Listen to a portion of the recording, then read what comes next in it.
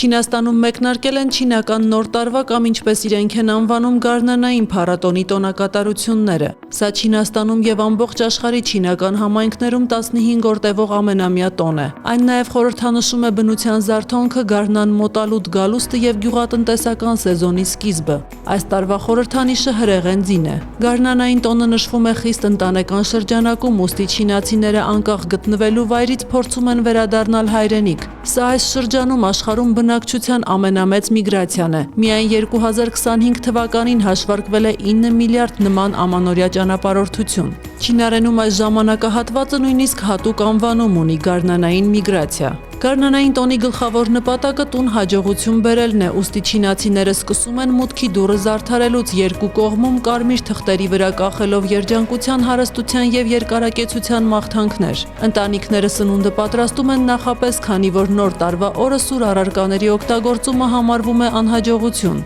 Ամանորյա սեղանի անբաժան ուտելիքներից են ձուկը, ամբողջական պատրաստված հավը, ինչպես նաեւ չինական լապշան ու բրնձի ալյուրից պատրաստված թխվածքները։